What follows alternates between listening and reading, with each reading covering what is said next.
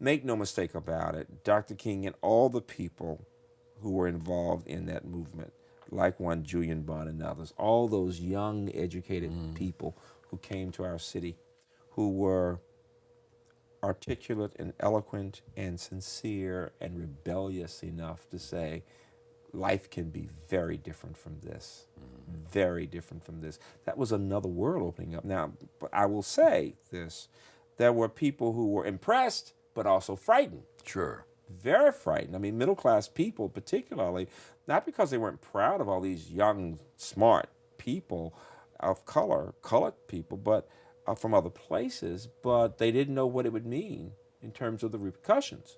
Because the thought was, they're going to leave here. Yeah, and we'll still be here. Yeah, we'll still be here, and will we still have our houses? Will we still have our jobs? So that was all of that. I mean, everybody today can act as if, oh, Dr. King was wonderful and all of that. But there were a lot of people who were saying, this man is getting above himself. Because of the mindset, if you get my point. What about people who are not famous and well known, like the people you're talking about now, but people in your neighborhood? Yes. Not your family, not your teachers, but were there people like that? Oh, yeah. Mr. McCarthy, who's one of the principals around the corner, whose daughter, Cheryl McCarthy, works for one of the New York papers now.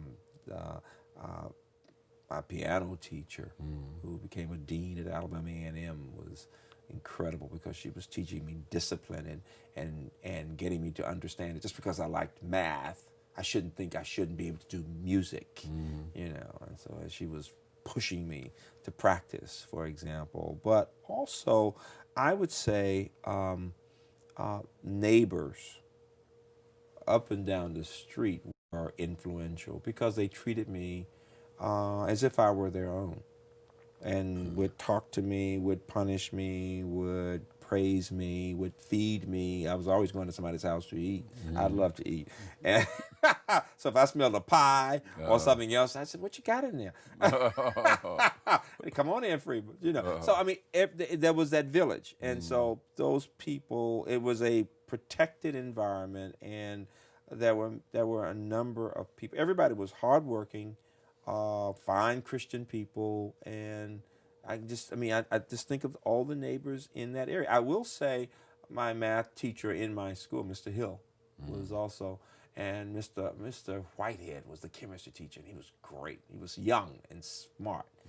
I think he's still teaching in Atlanta now, and he was impressed that I'd been to Massachusetts and had the chemistry before, so he'd use me to kind of help with the work. And it was great to have a chance to work with children who may not have had a stronger background, but he was excellent, really was. What do you remember about particular events, either historical, like the Brown decision, which happens at a young age for you, or personal, like your participation in the Birmingham Children's March? How did these affect your notions of American society, not just the segregated Birmingham world of your youth, but the larger world? Yes. How did they affect that? Well, the larger world for me was the other big middle class community in Birmingham. It was Titusville and Smithfield. Smithfield was where Angela Davis lived and her folks, you see. And those were the two worlds I knew. So the larger world was nothing but whites. Yeah. I mean, that was another universe. That may as well have been Mars. I mean, you'd see things downtown, but you didn't even think that they were connected in any way.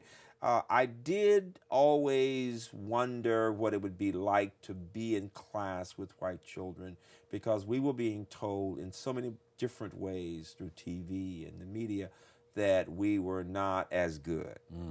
And I wanted to show I could do as well as anybody else. And so I was thinking about that. I really was. Because we saw the hand-me-down books, and we saw that our schools were not as good.